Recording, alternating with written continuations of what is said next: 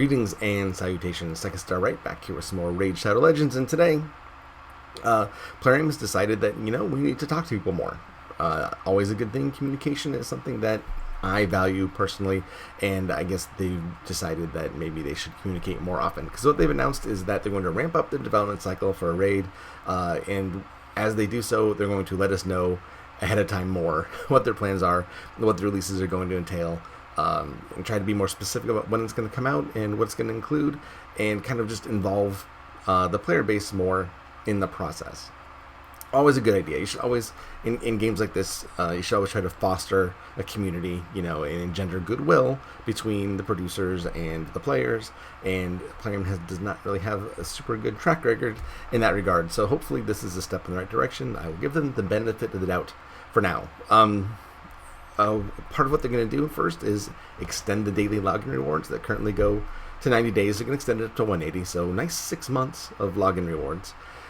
If you couple that with the daily playtime activities, with the raid pass that gives you daily events when you're free to play, and if you want to pay the $25, you get weekly events and you get a whole lot more stuff, which is a pretty good deal, but not exactly free to play. But still, they've added in more things per day to do.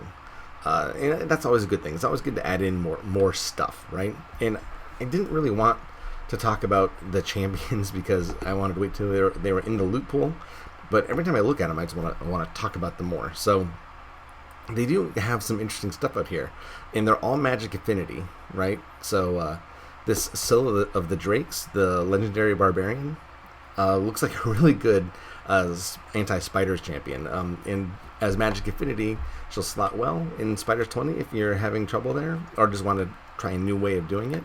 Her A1 attacks an enemy, has a 20% chance of placing a 30% decreased speed debuff for 2 turns. That's really key to have an A1 against the spider. Also has a 30% chance of decreasing the target's turn meter by 15%.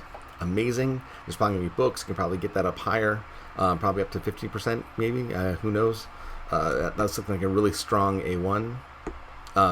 Wingbeat Flurry, the A2, attacks all enemies twice, and each hit has a 20% chance of placing a stun for a turn on a 4-turn cooldown. That's awesome. 2 chances to get a stun on all enemies. That's great. The Phoenix Rite revives an ally with 50% hit points and places a 50% ally protection buff on them for 2 turns. Another really strong ability. And then an awesome Siffy kind of passive here. Heals all allies by 10% of their max hit points at the start of each turn, and places a 30% increased speed buff on a random ally for 2 turns. So that is a really, I think it's a great legendary for spiders for sure, and just in general. The Lordly Legionary is the 150-day login reward. And he's an epic Bannerlord, and I hope they change his name, kind of like how Lady Atessa had like some generic name at first. I don't think you should really give generic names to epics, but that's just my opinion. His A1, he attacks an enemy twice, places an extra hit if the target is under a heal reduction debuff, places 2 extra hits if the target is under 100% heal reduction debuff. So the potential for synergy there is kind of cool. It doesn't look like he places that himself, but he'd work really well with like a Ghostborn or a Cold Heart or something like that. So that's an interesting A1. But if you don't have that synergy, then it's kind of useless. So 6-1, half dozen the other, right? His outflank attacks one enemy, has a 75% chance of placing a 30% decreased speed debuff for 2 turns. Decreases the target's turn meter by 20% if the decreased speed debuff is placed. So, I always kind of like those if-then skills. So that's kind of, we'll see how that plays out in practice. Legion's Orders is A3, places a 30% reflect damage buff and a 50% continuous heal buff on all allies for 2 turns, kind of like Fellhound does, I guess. Yeah, it's fine. Not a super intriguing champion, but we'll see how it plays out. Like I said, I maintain you never really know how they are until you try them. Okay, and then Dark Elhain to go along with our Dark Aethel and our Ultimate Gallic.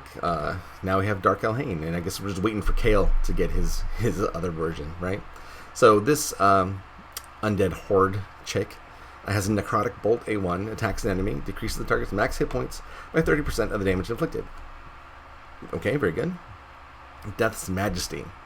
places a 50% increased attack buff on this champion for 2 turns, then attacks all enemies, has a 50% chance of placing a 30% decreased speed debuff for 2 turns. And that's on a 4-turn cooldown.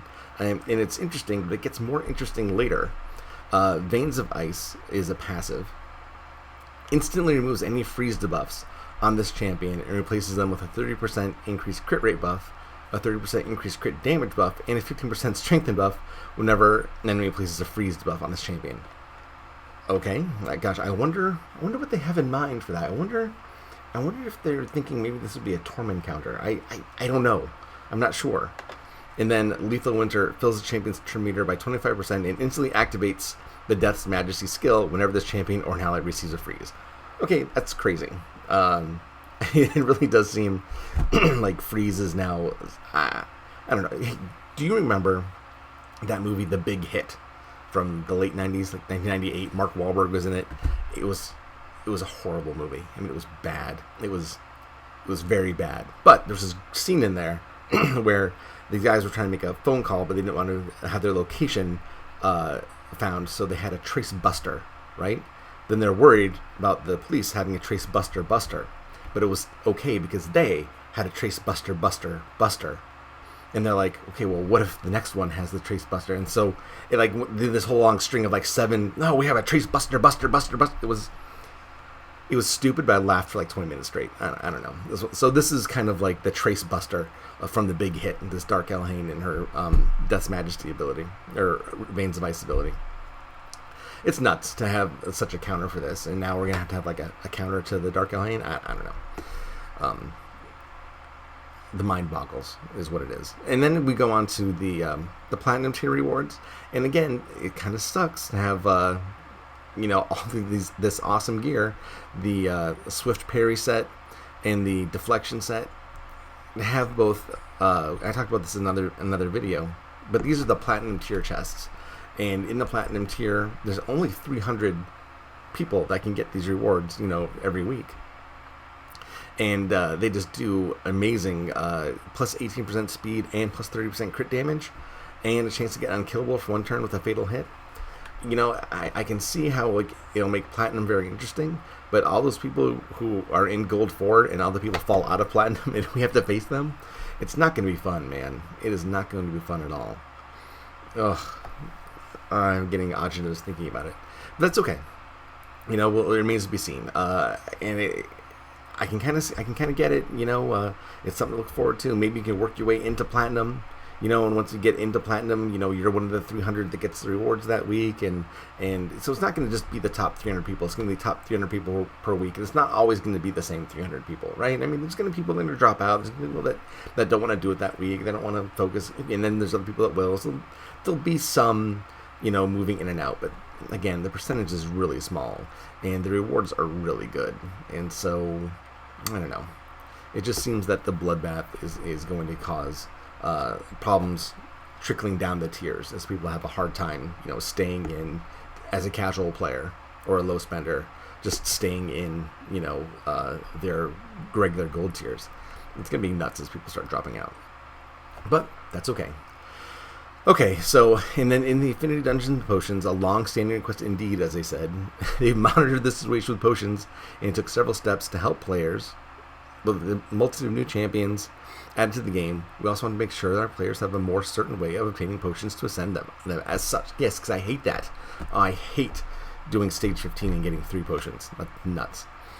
We will be significantly increasing the number of lesser potions in a single drop for later stages of the Affinity Keeps. As an example, where you could get 7 lesser potions at max for stage 15 before, you'll now get 7 potions at the minimum. So you're going to get at least 7. So even though it's not quite 1, middle tier potion, at least it's better than 3. That drove me crazy. All right, and then they said there's some miscellaneous fixes and bug fixes. A fix for Septimus. Is it going to be autoing his A2? We'll see. We'll find out. I'm interested to see all the people that have been had their Septimus, waiting in the wings for more usage. It'll be good to see. And then Yannicka, Angar, Cthalia, and Shamrock have all been buffed and having their ratings reset. Good for them. So anyway, this is, I guess, an example of what they're going to try to do more often. tell us what's going on in a more timely fashion to, I guess, to make it take out the guesswork. I guess there's a lot of speculation. Speculation can get toxic when people are upset. So I guess, you know, it remains to be seen if they keep this up. But it's definitely something that they should have been doing all along. So at least they're doing it now, I guess, is a way to say it. You know, I don't want it to become one of those things where it's like an abusive relationship where someone's like, man, honey, I promise I'll change, you know, and then then they don't. And you're like, feel like you've wasted your time. So I don't want anyone to feel like they wasted their time with this game, and I hope that Plarium understands that, they take it to heart, and they keep this up. And while they're at it, where's my artifact sorting system? I want to know. Okay, if you enjoyed this, please comment, give me a thumbs up, and subscribe, and we'll get these videos out as much as we can. Thank you for watching. I appreciate it. Take care, and have a good weekend.